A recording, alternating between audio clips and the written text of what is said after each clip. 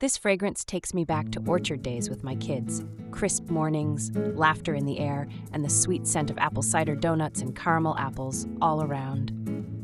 Hi, I am Kimberly Patterson, author of The Candle Artist Way, teaching candle makers how to master sublimation and engraving for candles that sell.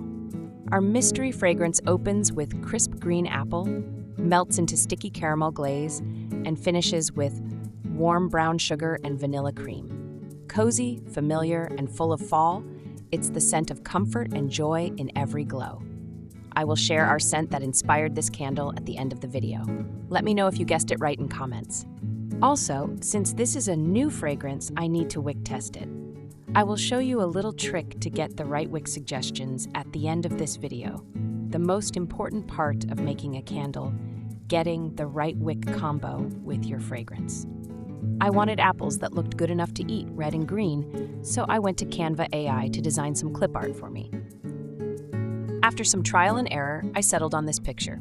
I transferred it into Canva, put it at 3.5 size. I upscaled the image and removed the background.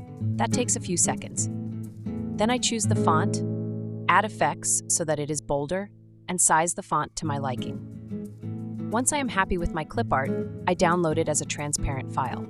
The next step is printing to a sublimation printer on sublimation paper and printing it twice so the design is double inked. This step is essential for vibrant designs on glass candle vessels. Once we have downloaded our design from Canva, we print it to our sublimation printer using sublimation paper. Next, let's tape it to our candle vessel. We cut the paper as close to the design as we can, then tape firmly around all edges. Apply pressure and make sure no air or gaps are between the paper and the vessel. It is also important to tape around the entire lip of the candle to prevent the shrink wrap from sticking to the vessel. We are using heat-resistant tape. If you're just getting started with sublimation and need a supply list, I have a video for that with the link in show notes.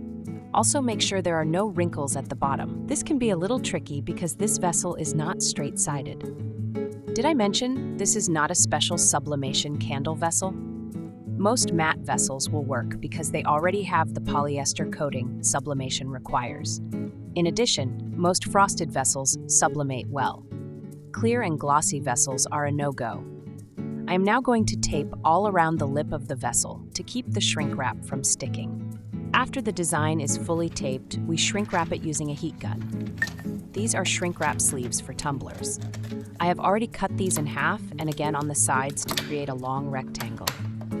Just roll it around the vessel, tape up the seam with heat tape, and use your heat gun to shrink it down around the vessel.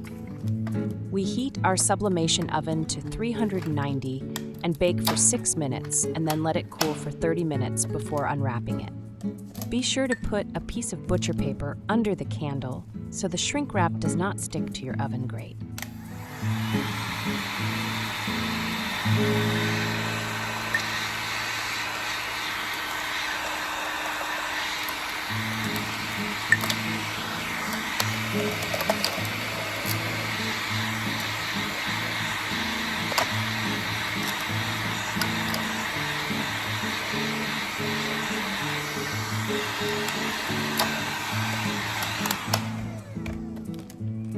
We are using our PYD sublimation oven. I love this oven because it automatically shuts off and I don't have to babysit the project. Next up is the reveal. My favorite part. Our candle has cooled for 30 minutes and it is time to unwrap it. It takes a little time and be careful not to scratch your candle with scissors. Wrestling with the shrink wrap is my least favorite part.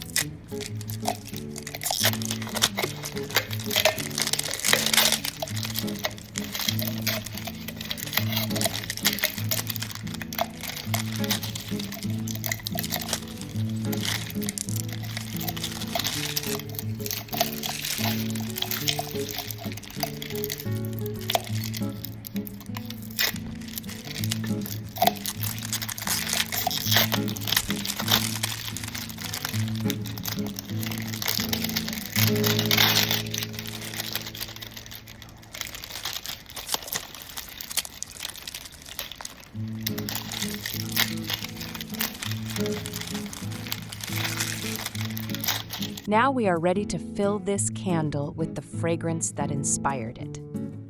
Did you guess what fragrance? Our inspired scent is Sticky Apple from Black Tie Barn. I'm going to show you a little trick that helps me get the right wick size when testing new fragrances.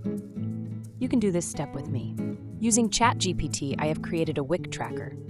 Enter your wax type, jar size, inner diameter, and height of each jar and wick brand, and ask Chat to save it. Now, whenever I have a new fragrance that needs testing, I give ChatGPT the fragrance name and manufacturer, and it gives me suggestions on where to start testing. It even keeps a running list of all my fragrances and the current wick size.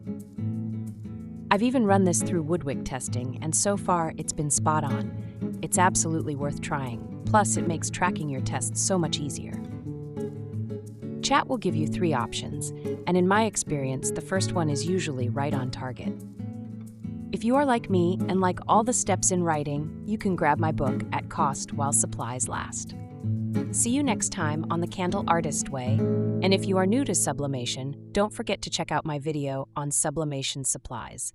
Link is in the description.